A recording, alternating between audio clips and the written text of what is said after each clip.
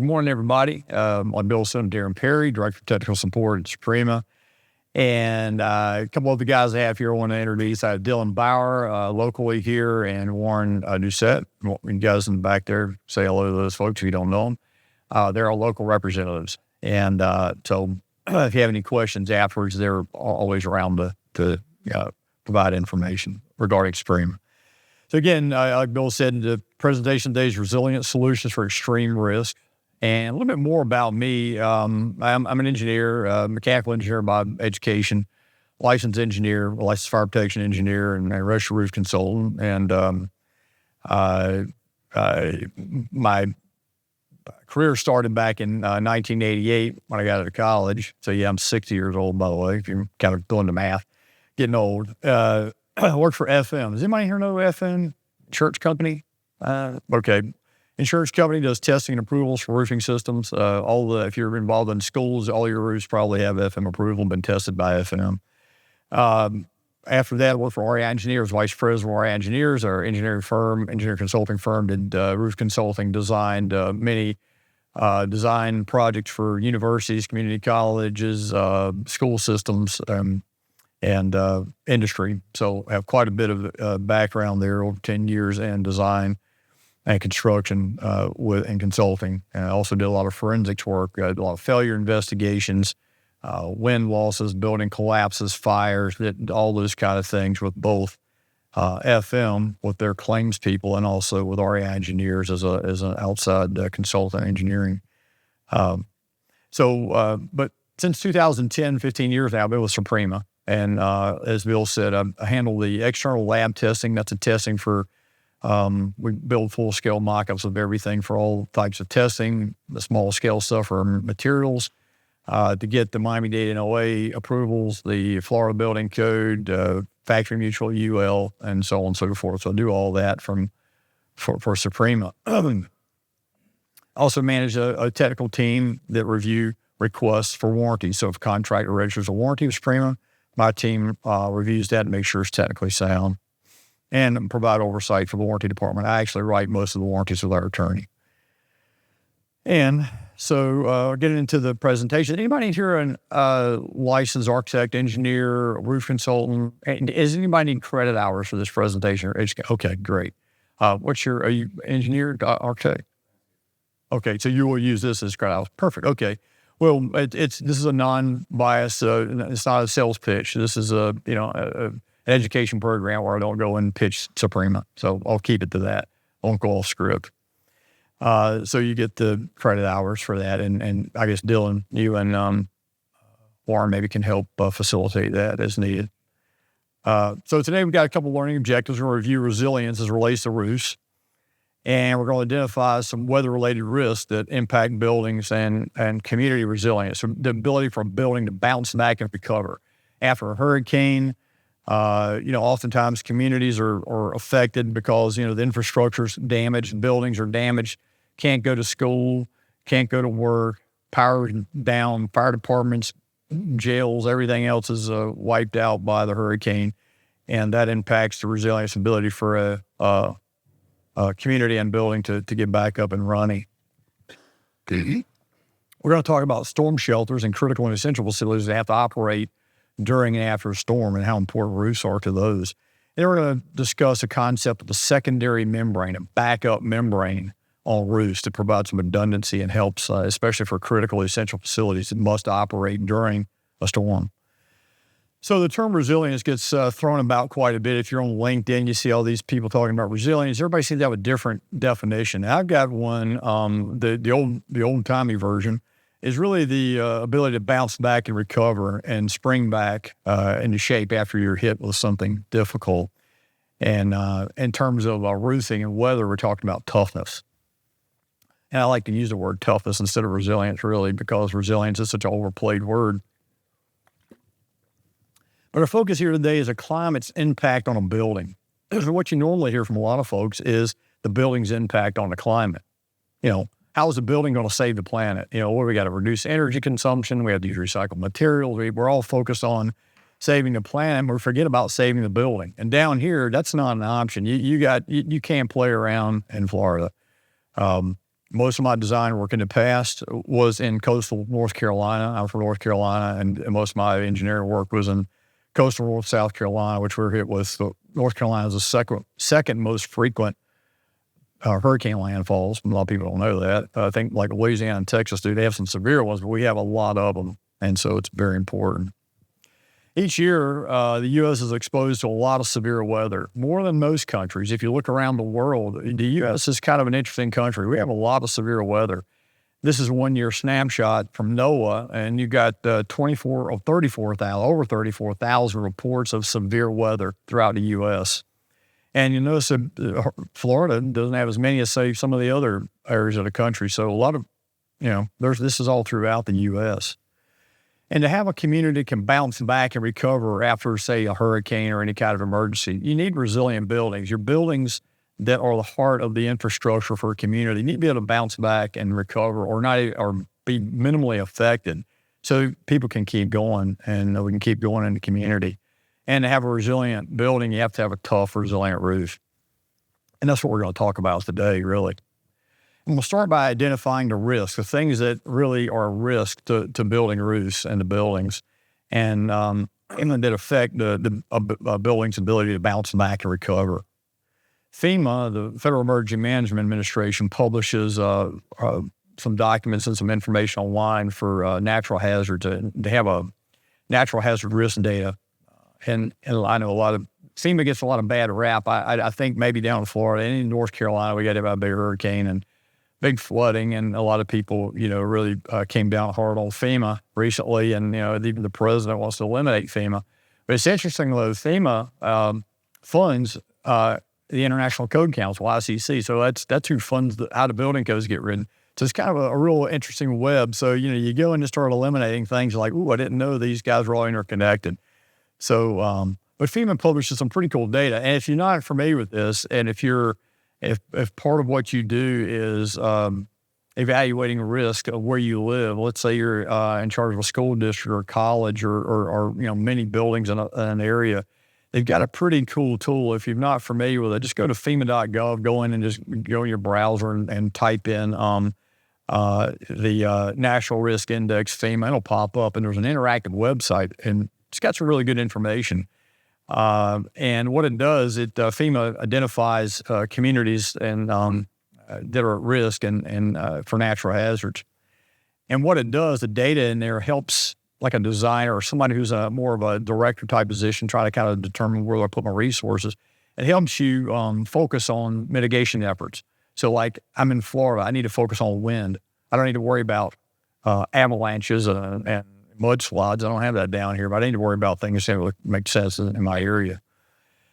FEMA also has this pretty interesting tool here. It's a community resilient risk index. And what it does is it's color coded here, and you can go on and you can click on the county and it brings up a lot of stats. But you see the counties that are in purple, they have a lower resilience index, and that means that they have a lower ability to bounce back and recover from those risks that they happen to be exposed to in that area. The areas that are lighter have a better ability to bounce back and recover from the risk that they are exposed to. Now you can go, wow, up north looks like everybody's doing pretty good, but they don't have as many risks either. It's all part of a risk analysis.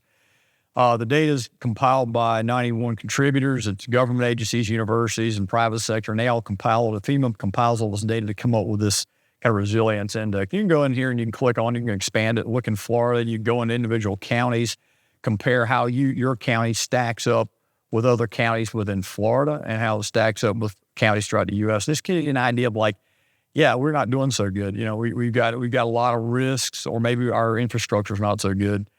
They also have a natural hazards risk index, and these maps in here are by county, and they show 18 natural hazards. It's pretty interesting.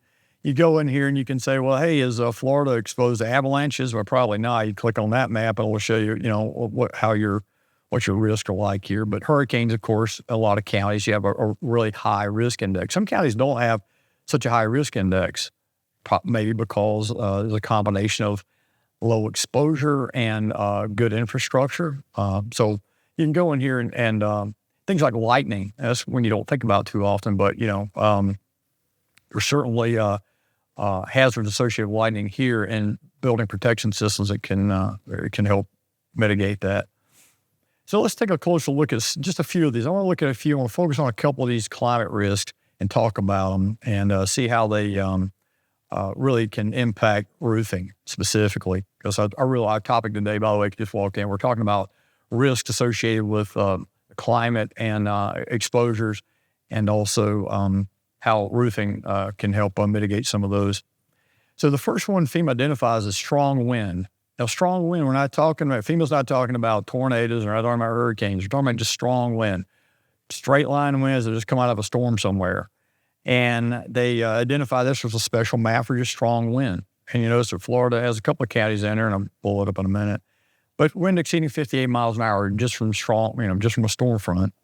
And, you can blow Florida up here and kind of look at each county. You got it's interesting that like some of the central counties and some of the coastal counties seem to have a higher risk index, and it's all color-coded here. Red's the higher risk, and then blue is lighter. You think, oh, wow, down in South Florida, they have a lower risk index for high wind. Well, it's high wind. It's the storm front stuff. You're already prepared. You're building things down there to handle a hurricane. So strong wind is no big deal for most places in Florida. Places in the center of the state, man, like kind of relax a little bit and go, we're not that worried about it, and then next thing you know, you get straight line winds, blows the roof off. Out the Great Plains states, not a problem for y'all, but you have derechos and a lot of real crazy straight line wind storms that are a big problem out there. Only if you keep up with the news, that there was a big derecho that went through Houston, blew out all the windows downtown, made a real heck of a mess. It was worse than a hurricane. There's a photo here showing all the high-rise windows blowing out. Now, schools, interestingly, school roofs are often damaged by just strong winds all throughout the country. And you think, why is that? Well, I have a theory, a couple of reasons. One is schools are scattered everywhere. Statistically, there are more schools scattered out throughout everywhere. They're in the way of the climate, they're going to get hit. So that's why, every time, if you go in your browser like I do here, just type in school roof wind damage, and you'll have millions, a bunch of pictures of roofs blowing off in the news and the media, roofs laying out there in the parking lot all over the country. And you think, wow, schools really doing a abysmal job of putting roofs on. And that's maybe part of it. But there are also a lot of schools. So it's easy to find a school with a roof blown off in the parking lot. And you can go in. I always like to go in and check out, see what's going on throughout the country. And it's always interesting, like freak accident, part of the roof flies off elementary school. Like, wow, what happened? How did we just had like 20, 30, 40, 50 mile an hour winds, and the roof flew off and just laying out here in the yard. How did that happen? It must be something weird happened there. Storm rips off roof in Arkansas and floods the building. Another common one. This is a really interesting one. I love the video clips. I don't know if you guys are nerds like me, but I look for stuff like this. And this video, watch this video. Look at the sky. You see the sky? How blue it is? It's like crystal clear blue. And watch this, how pretty this roof is. How beautiful that thing is. It flies right off and lands on the ground. And you see all I don't know if you know about roofing materials, but that's got to be a TPO membrane. It's stiff as a sheet metal, and you see all the boards there with polyisocyanurate insulation flying. I just laid over, blew it clean off, as they say. This is another one. This is from one of our tech reps with our company. He provided, this is a surveillance camera video, and watch this one. That's no hurricane, no tornado. And it flaps over like turning the page of a book, It's like one of those videos you see where like a ghost, like people are asleep, all of a sudden the sheets pull up the building, or a ghost came in the house, So what's going on here? I mean, why would a roof just blow off and like a gust of wind comes, roof just flies away like that? It's kind of crazy. Whoops. Well, this one here I happen to know more about because we were a little more intimately involved in, but see how they shimmed up the nailers? The contractors is a roof recover, so the old existing roof. And you see those little shims that are pointing there at the top of the page. The contractor needed to have nailers flushed out with the new roofs. So rather than putting full nailers and sealing off that edge, he said, hey, I'm just going to use cheap shims there and just shim it up. When he did that, when it comes into a building, it hits the wall, goes up the wall. People forget about this often. goes up that wall, and anything hanging over at all, it's going to catch that wind. So that gutter, you see the upside down gutter laying there, that gutter forced some wind up under that roof. Didn't take much. If you've ever been in a sailboat, it don't take a whole lot of wind to push a boat around a river or lake. Wind got up under, lift right off. All that wind we saw fly away a little while ago, same thing. Wind got up under that roof, blew the roof cover right off. It doesn't take much. They clean and peers. I'm going to turn the sound off. Sorry, guys. Story of turning village here. Who's like sitting there night floors and out. Families of themselves. The son at one you do is that work should let it. It's an extremely down be inside with. Yeah, you see, this was in the fall. You see, this is up north, around in the Midwest, actually, and I think Illinois. And you see the roof was laying out in the parking lot, and people are scrambling around trying to pick it up. And you think, well, what happened? It was just a blustery day. The report said 40 to 50 mile an hour wind, so we're not talking about a hurricane or a tornado. So what's going on here? You see this photograph here. This fella here is moving debris. That white was a TPO membrane, single ply membrane. The underside, the gray, is the facer off the insulation board. Still stuck to it. It's paper. Still stuck to it.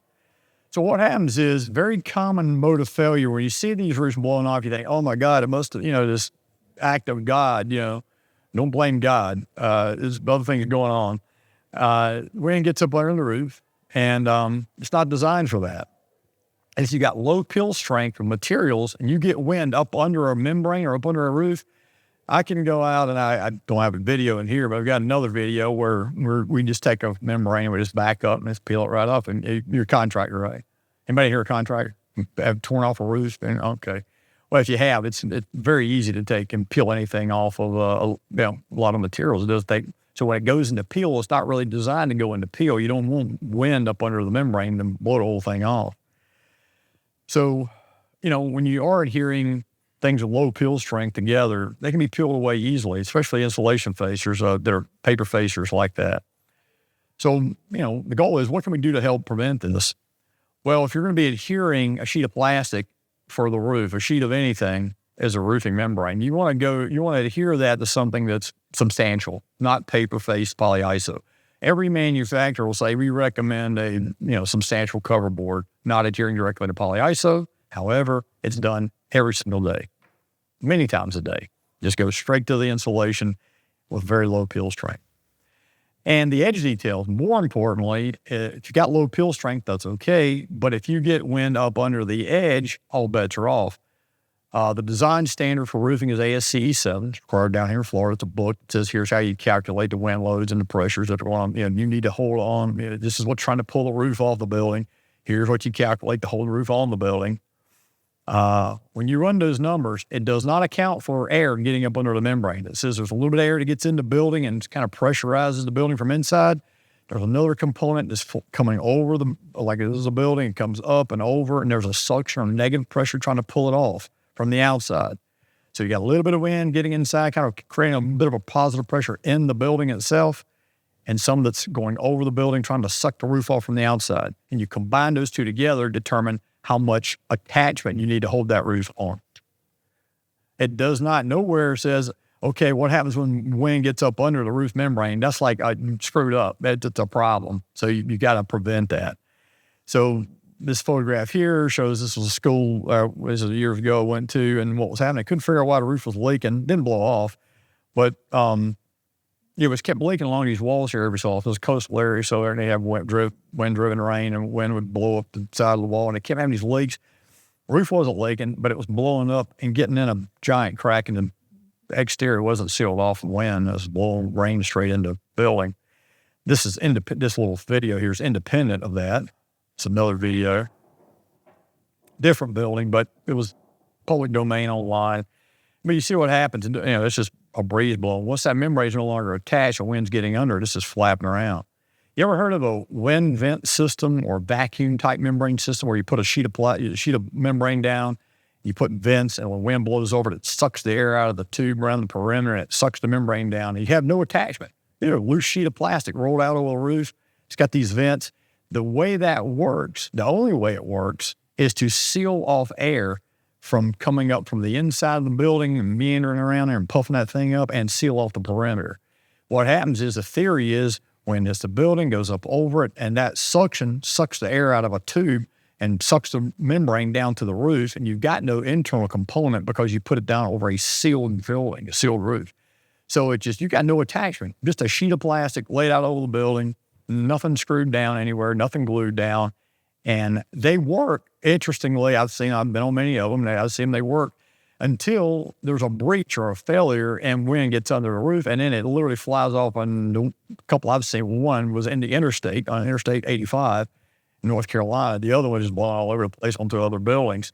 But that's fine. I mean, it works until it doesn't. So, but the theory, and the same applies to all roofing. You seal that perimeter off and don't allow wind to get in, 90% of your battle is won. Your attachment can be screwed up. You might not have everything just perfect. I've seen plenty of roofs torn off and go, how the heck didn't this blow off? I mean, this is just laying here. Somehow magically it didn't blow off. The reason is it didn't get wind up under the membrane. One of the things that I've learned many, many years ago in designing roofs is you want to make sure that edge is sealed off. And there's certain materials in the old days, you might know how roofing was put on. Some of y'all probably aren't roofing professionals, but roofing used to be put on with a mop. Almost all roofing, anybody put a sheet of plastic on a building, that's for other people. It's for Dollar Tree and folks like that. If you're putting a roof on down here, you were using a mop and a kettle and hot asphalt. It was liquid applied. And the fact that you were liquid applying everything, not in a sheet, you sealed a lot of things up inadvertently. You didn't even mean to. You didn't even design it that way, but you sealed a lot of stuff up. A sheet of anything is hard to seal up around the perimeter. You ever ride down the road? I know in North Carolina, ride down the road, and I'll see them sticking straight out. They're not even, folded over because they're very stiff. So you need to get that as pliable and as fluid as possible. Liquid edge details are really the Mac Daddy. The edge metal, common mode of failure. When I worked for FM, we used to walk around, this is back 30 years ago, we would go, I was required to do this in wind-prone areas. We had to hang on the edge of the building and grab the metal and try to pull it off. And if you could pull it up, it wasn't good enough. We recommended to our insured that we work for an insurance company to go back and screw down all your metal all around the perimeter. Just that guy. You don't care. I don't care what the consequences. Screw everything back down, because if wind gets up under there, you can pull the metal back and blow the roof off. And that's what we used to do in the old days. But now, since then, you've got standards for testing and approvals and ratings for metal edge systems. So, we recommend that. And of course, it's gotten a little bit, it's pretty sophisticated. Rooftop equipment for school, that's probably one of your Achilles heels. For whatever reason, there's a lot of, and I understand, it's a lot going on. You have a lot of contracts with HVAC folks, and you put a lot of stuff on the roof, and sometimes you don't really pay close attention to some of the little details, and then wind comes along and the condenser unit and everything goes flying everywhere and pokes holes all over, and fan housings go blowing everywhere. In Florida, and I believe it's a requirement, in a certain, like Miami-Dade Broward, I believe you are required to design, a design professional has to design the attachment for rooftop stuff, which is very smart. I've seen some of the biggest, stuff half the size of this room in pharmaceutical plants out in Puerto Rico. I'm like, how did this thing end up blowing away? The thing weighs like 40 tons. It's like a sail, big things up on a roof like that, wind hits it, and there's a lot of force transferred down to the base of that thing. So it's really needs to be designed well, and devil's in the details, certainly down in Florida, even in the Carolinas, and where I was designing attachment and replacements of things, we always wanted to specify stainless steel hardware and things like that, because you could break, dip, galvanize screws, man, they rust away in a few years.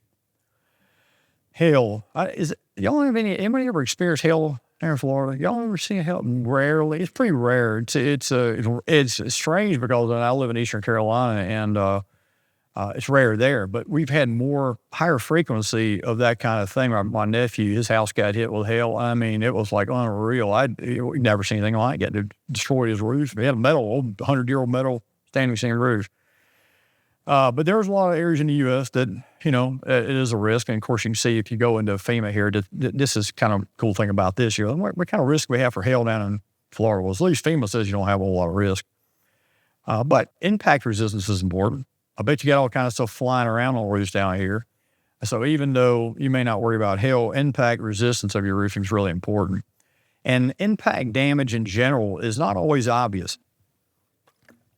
Guy goes up, does some work on HVAC unit, drops the housing cover on the roof, drops his toolbox and drill and everything else all over the place and bangs up the roof, and you don't really pick up on it immediately.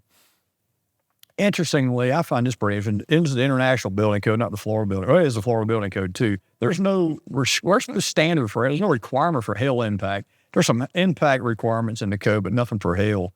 Factory Mutual FM company I used to work for, a big insurance company, writes a lot of standards, been adopted by lots of codes. They do have hail impact resistance standards. They have a severe hail, an SH rated roof system, and that kind of like light pink color area, which a little bit of Florida's in.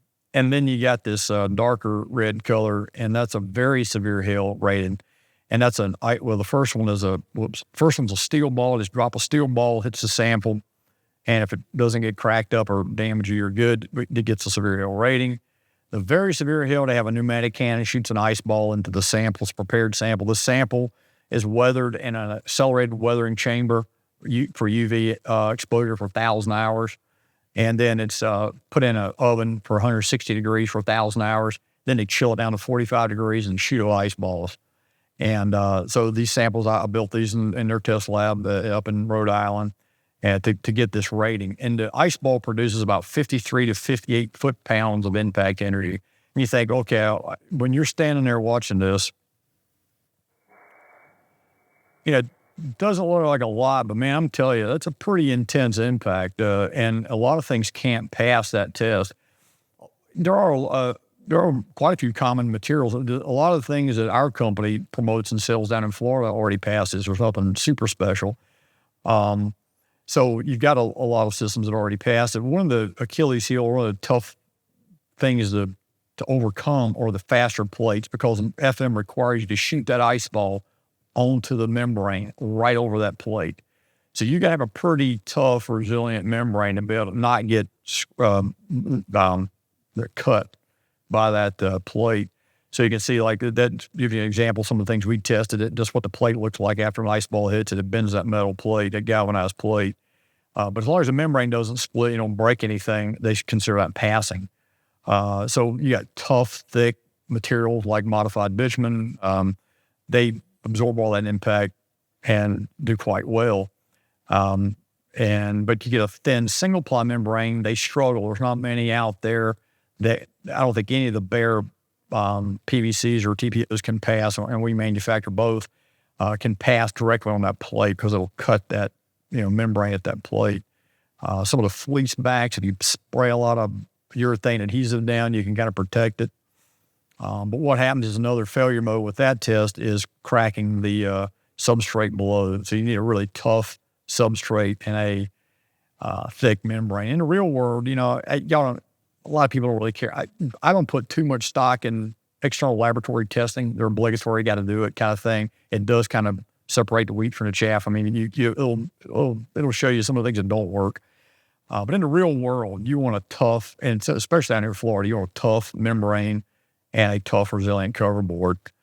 And, like down here, you don't care about hail, but you got a lot of stuff going on your roof. If you're managing schools, properties, universities, or any kind of property, from time to time, you're going to have rooftop work going on. If you use your work as a platform, a staging area, and you're not paying attention, this is what's going to happen. You're going to have people that are dropping sheet metal and screws, stepping on things and poking a hole through those thin membranes. Okay, the next one's hurricanes, the next risk we'll talk about. And, of course, y'all know about hurricanes, big, large storms that affect y'all significantly down here. And, it's quite a high risk index, so FEMA recognizes that. You can explore, if you want to go online and look at what FEMA has to say about the different counties, it's pretty interesting. Now, even low-level hurricanes can damage roofing. So if you're inland or, other places, always try to impress on people that it doesn't take much wind. This is a pretty interesting little video clip, too, online. You can find it in the public domain. See this building back here? This was an older building, and it had a low-slope flat roof. And someone said, hey, we're going to really invest some money. We're going to put a metal retrofit. Y'all familiar with that? You take an old flat roof, and rather than put another flat membrane down on it, you'll build framing and metal roofing. I used to do that. I used to design those, and they're really nice. They can be very difficult, very costly. And what I would do as an engineer, we would go to metal building manufacturers that make all metal building systems, and they would engineer the structure that would go on top. I would engineer. They would say, "Okay, here you go, Darren. Here's your metal package. Here's your drawings, your couch, everything you need." And Darren is responsible for attaching that to the old structure. They're like, "Hey, man, we don't make old buildings. Somebody else got to figure that out." So I did that. Now watch this. This is a little bit of wind. Remember how wind's not supposed to get up under the roof? Check this guy out. Oh, that police.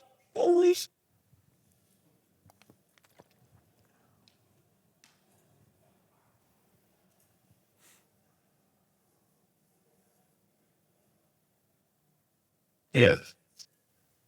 There goes. Yeah, that's a problem right there. I always like that, the clip.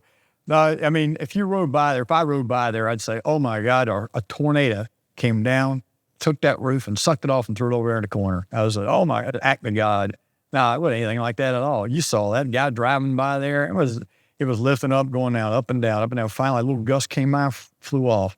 It doesn't take a lot of wind. Once wind gets up under something that's a large area, pounds per square foot can move a lot of pounds when it's a large area.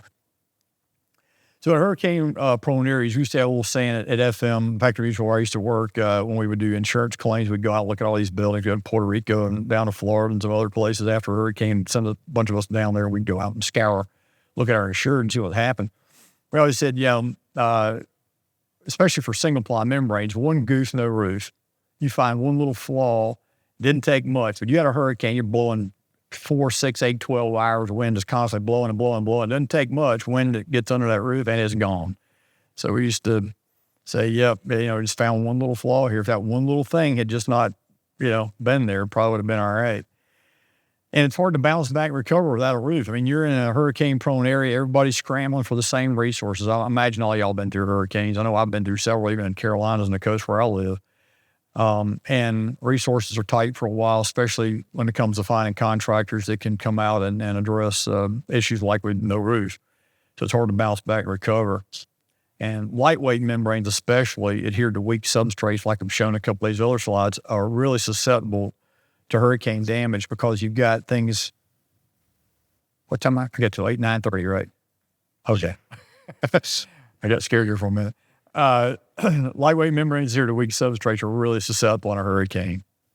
And again, nobody is designing. It's not designed for wind to get up under these membranes. If you're a roofing guy, you might know about induction welded membranes. You might know what I'm talking about.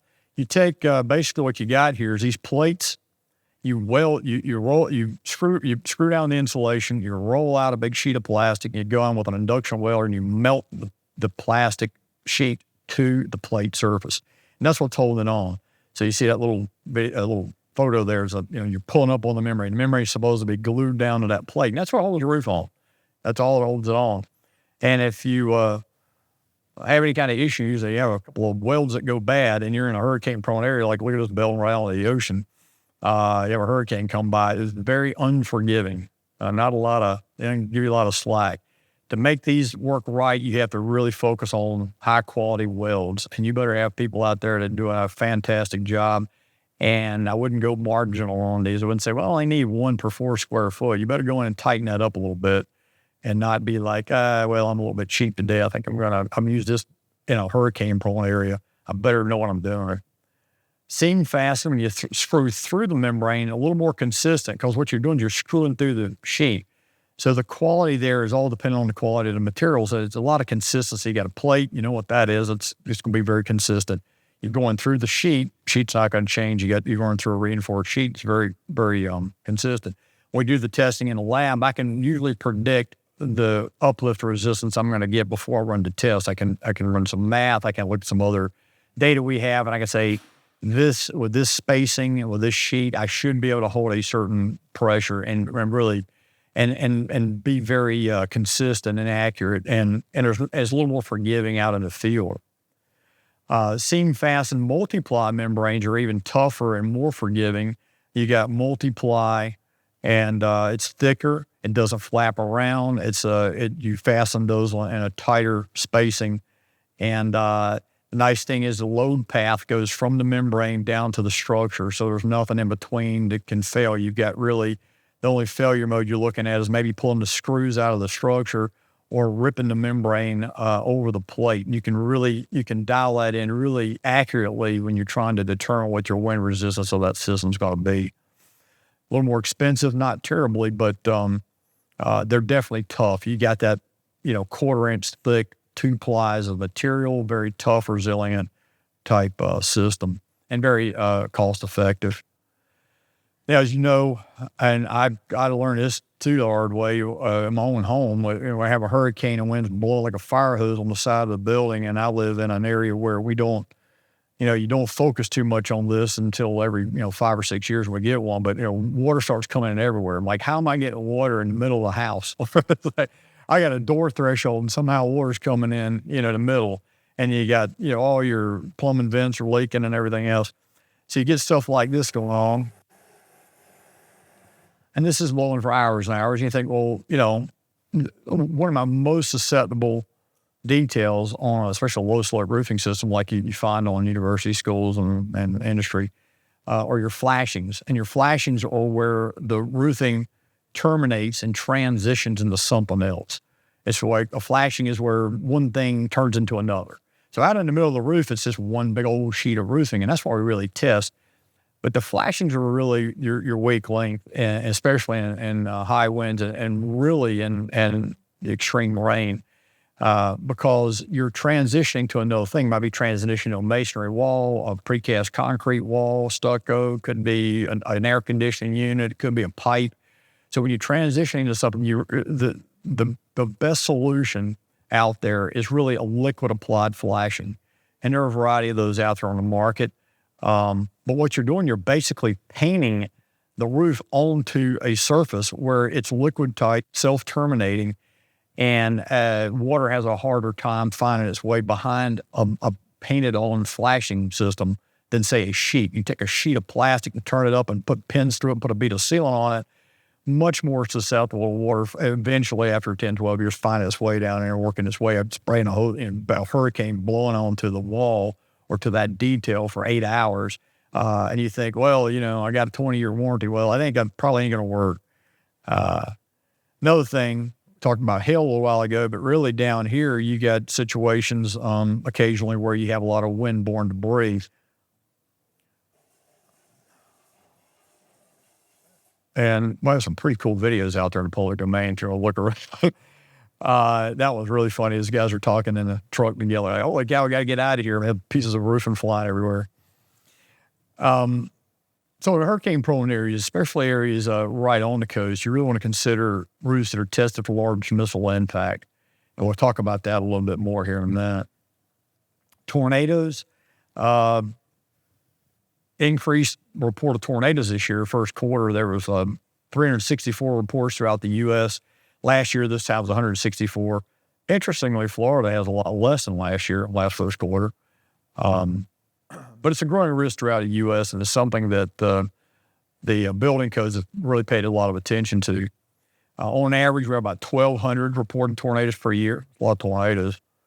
And the frequency's increased. It's moving also east. I don't pay a lot of attention to it down here, but in the Midwest, it's becoming a bigger deal. Places like Mississippi, Kentucky, Alabama, Louisiana, they're getting more and more frequent tornadoes and worse tornadoes. But interestingly, there's this study out, and it's public. You can go on the public domain and find it. It's an economic study done by NIST.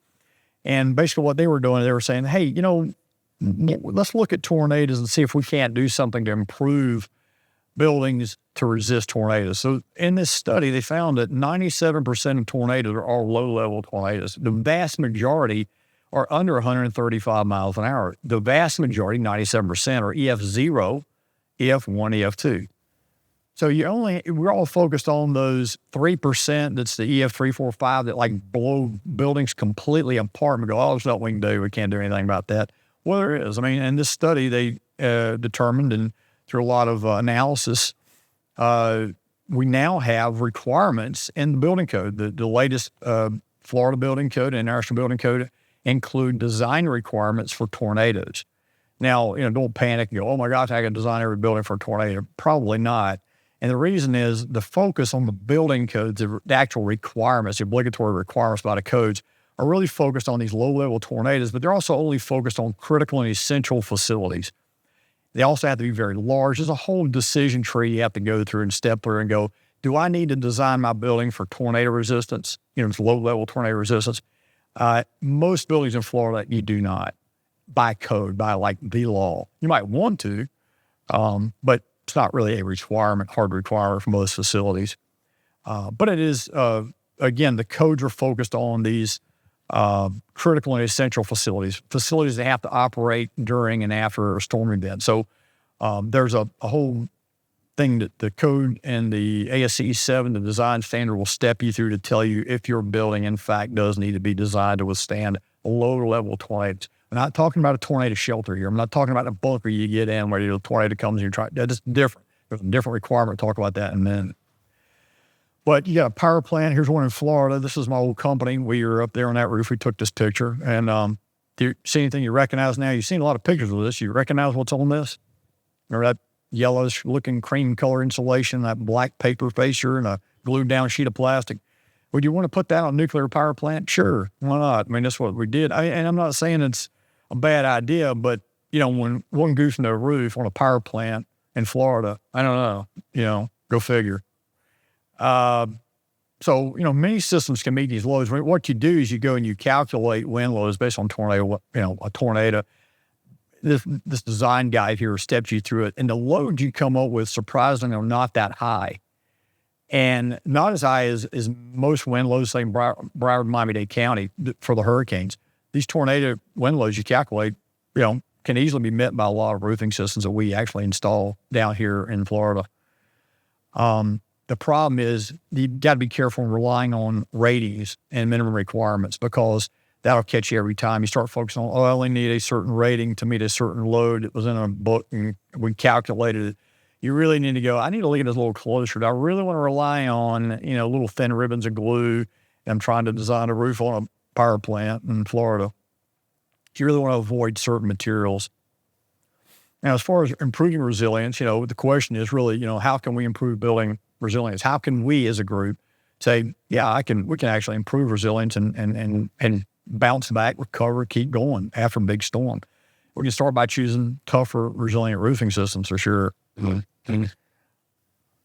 The next topic I want to go into are storm shelters. And we're going to talk about some requirements and building codes. There's a growing demand in a lot of communities. You got more and more people. A lot of people say, well, climate's not changing, but I got more people, so I got to deal with that. So you got demands for storm shelters. Now, you don't want to be like New Orleans. Anybody here old, they might remember this. Not old, but I mean, it's been 20 years ago. Oh, wow. And 07, I think that's what this is.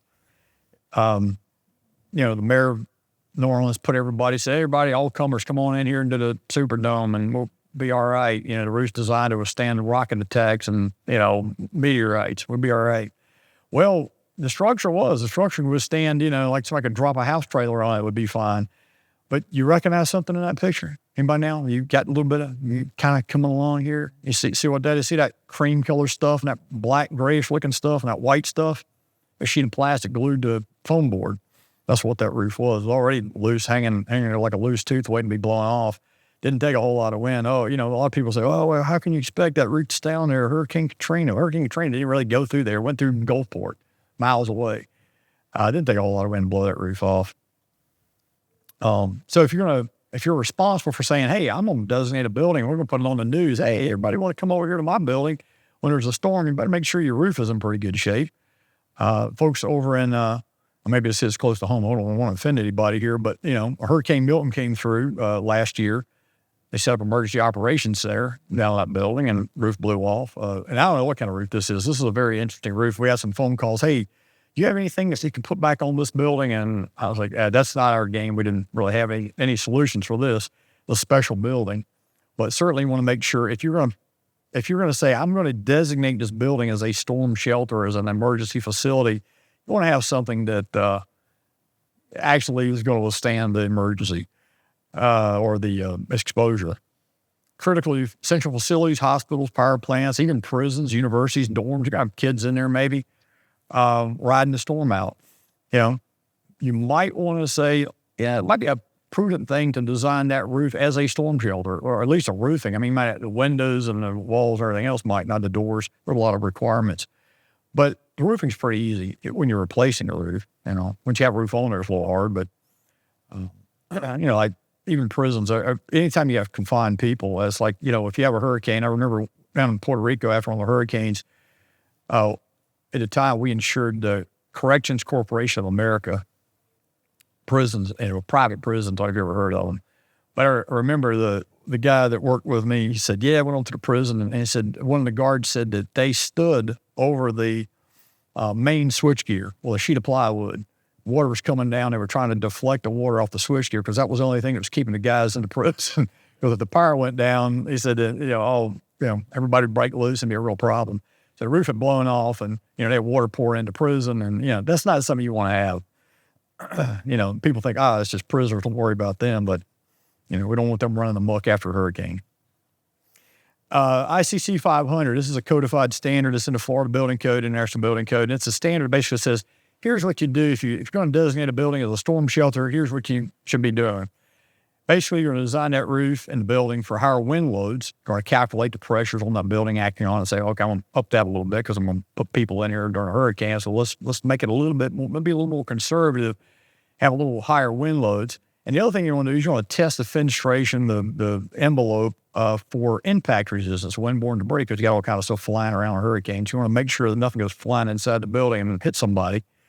So you higher wind loads and impact resistance. So two main things in that standard that are a little bit different from the rest of the code. Let's talk about hurricane shelters first and what's needed for roofing. Large missile impact resistance. SOPREMA, my company, retained the services of an accredited lab to do large missile impact testing on a bunch of our roofing systems. Use this large missile impact, this pneumatic cannon, and it fires 2x4s. And for hurricane shelters, a 9-pound 2x4, you might have seen some listed. It's big down here, I know, in a lot of areas for testing fenestrations of windows and doors and such. And the criteria in the standard is to select the design and wind speed, which in South Florida, the highest wind speed down here, design wind speed is 220 miles an hour. And the test, the missile speed is 10% of that. So we shoot the missile at 22 miles per hour. And this is one of the samples we tested. We tested several and to try to come up with what makes sense that would easily pass this test. You can see a slow motion here, one of the systems, one of the samples. And what you want here is this is really strain energy at work. You really have, you want a membrane that's going to give some. You don't want something that's fiberglass reinforced or something that's really brittle. You don't want something that can bounce back and recover. So the criteria in the standard building code just says the missile can't come inside. So, we're saying here, we don't want a missile to come inside and hit somebody. That's all it takes. Anything can pass. A sheet of plywood can pass that. We set an additional criteria for our systems, and we didn't want the membrane to be penetrated by the missile. Some materials could be penetrated by that impact energy, 175 foot-pounds of impact, and that would go through some materials. We wanted to make sure that we did not have that. You're going to sustain damage. I mean, that is damaged. And you want to repair that. A 2x4, it's a roof. Don't call me for a warranty claim. That ain't happening. But, we don't want water to come pouring in for 8 hours on people trying to, stay dry, hospital, emergency rooms, things like that. Whoever wants to elect to use these. I want to just minimize roof leaks. And we actually publish, and we don't publish, actually the third party publishes storm shelter code evaluation reports. These are codified reports that help designers select a system that actually has met this criteria, this additional criteria that's published online. Tornado shelters, a common building can't withstand tornadoes. I'm not going to get into it too much. These are like bunkers, usually special buildings. And we did some testing there. We tested our, what we did is we tested systems and materials that were, we tested a lot of things just to see what would happen, because you're not shooting a 9-pound 2x4 at 22 miles an hour. You're shooting a 15-pound 2x4, like 15 foot long, at 67 miles an hour. And that creates a heck of a ruckus. You can see here, that thing just blows all apart. We tested trafficable waterproofing systems, and this is the same 2x4, and the ballistics cameras were real slow. I apologize. It just does a little, and this is reinforced concrete, by the way. It's about the only thing that can handle a 2x4 going 67 miles an hour. It takes a lot. Forget the waterproofing. I mean, waterproofing is going to be pretty marginal. We just wanted to demonstrate there are materials out there that can handle this kind of impact. But you see, here comes another piece of the 2x4. Remember a minute ago, it just like happened like in a split second. This just shows how slow that ballistics camera is. It comes in and hits, and this puts a little scuff on it. Now, regular roofing, and this is a pretty, we tested some of our toughest, most resilient, kind of real beefy systems. 2x4 went through it like a knife through hot butter. I mean, it nothing, blew it all to pieces. So, a roof cannot, a typical low slope roofing of any kind. Matter of fact, we did some testing. We tested steel deck, went through the steel deck, around the back of the laboratory. So around the back, there's a 2x4 sticking out of the back of the lab after going through the steel deck. So yeah, a lot of these, the tornado shelter is the real deal. And when I talk about tornado design, I was talking a minute ago where you're low level tornado. This is when you want to get inside and not get hurt. And that's a different animal. But we did learn a lot. We learned that, hey, typical roofing is totally blown away by this type of impact. But if you have a secondary membrane, we're going to get into that concept in a second. A secondary membrane down on the deck level destroys the primary, but the secondary stays intact, or at least fairly unscathed. And, our goal is resilience. We want to, the primary cover fails, we got some kind of backup protection, some kind of insurance to fall back on. So let's talk about that a little more. Pretty common. I mean, one on the left is the university I designed. I mean, I did a lot of this years and years ago because for many reasons. During construction, we want to be able to use that as a working platform. We don't want to damage the final roof. So we would put down a temporary roof, a steel deck, put down a gypsum board, a thermal barrier, put down a temp roof, tip it in, beat that all to pieces during construction. Then when we're all done working on the platform, we go back and put our nice membrane and insulation, everything on it, and it don't get torn all to pieces. So when your primary roofing, so what if that primary roofing is damaged during extreme weather? Well, we got a backup secondary membrane, and the goal again is resilience. We want to keep operating. So yeah, everything's torn up. I gotta get a new roof. I got all that going on, but my power plant's going on. My hospital's working. Kids come back to school with minor leaks here and there. Not the whole building washed out and carpet and drywall and everything else. FEMA recommends a secondary membrane. Have been for years at deck level for our tornado and hurricane prone areas. The NIST document I was just referring to a minute ago, they recommend it. Nothing required any kind of building code, but just prudent to do if you're trying to keep your building dry during these storm emergencies. And something to note here is you want to make sure that secondary membrane, your primary membrane, all go together as a system. You don't put some incompatible stuff together. And you want that tested together as part of the assembly. What I do in my company, I run all our external lab testing, ratings, approvals from Dade, Florida, and I make sure that all that stuff goes together and performs together as it should as a system. And again, our overall goal here is us as well as design professionals, use building representatives. You want resilient buildings and resilient communities. So as we grow, a lot of people don't believe in climate change, and that's fine. I always say, look, don't believe in climate change. You believe in growth. You got more schools here today than you did 20 years ago. So you're getting in the way of the climate. The climate's just going to be itself. It's going to chug right along. It might not get any worse, but I doubt it's going to get any better. So you got to think about that too. So yeah, we can improve resilience, building resilience by improving, we can also improve community resilience. We can start by choosing tougher, more resilient type roofing. So any questions, any feedback, anything at all? Sorry, I kind of went a little bit longer than I thought. Failure point during hurricanes have been coping, have you mentioned? I'm sorry, say again? Failure points during the hurricanes have been coping, like you mentioned? Yeah. So you said liquid applied transition to the main deck. How does that look? Do you come up the parapet and then liquid applied over that? Do you come up on top of the parapet, liquid applied? Well, it depends on the system. There's a variety of details, and we have to look at each one specifically. But if you come up and over, as long as you've got a airtight, watertight seal, a lot of people will use butyl for single-ply membranes. Will come down because butyl doesn't become hard and pop off over time. Butyl will say gummy and tacky. So most manufacturers will say, come down and use butyl tape along that, screw it in. That's it can be a little marginal because you're relying on a piece of tape. Membranes that I personally like, modified bitumen, I can liquefy those either with a torch or with cold adhesives. I can melt that in roofing cements. I can just melt that in. Well, not necessarily, but there is liquid applied too, where you're actually in a bucket and a roller, and you're putting fleece in there, so you can terminate. Let's say you terminate your single ply membrane at the roof level, and you liquid flash your wall, and then the tie-ins down here at the base of the wall. That's an option. That's one of the options we see quite a bit. A lot of folks in South Florida will terminate our roofing down low, and then basically flash the entire wall with a PMMA resin. That will totally waterproof that wall and last for the life of the wall. So, but yeah. So you've been doing this, turning this reading over it over the top of it, but and still that coping, that's made it easy to not, Yeah, and there's a lot going on there, and you can certainly, the one thing you can do too is with the coping is divorce that section of roofing, almost sacrifice that, let that blow off, and have a real solid termination at the base of the wall as well.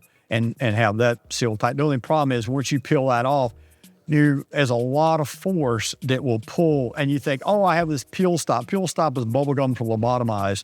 It's basically saying I'm just going to run a screws or line of screws in here and hope and pray that there's not enough force here to rip that out and just peel the whole thing back. It's not by design. It's just like a Hail Mary. I'm going to run a bunch of screws down here and hope for the best. You really got to seal the air out. That's the only way to really prevent worse. Sorry I went a little bit long, guys. I will bail out of here now, but thank you so much. If anybody else has any questions, I'll be around afterwards. We can. Thank you.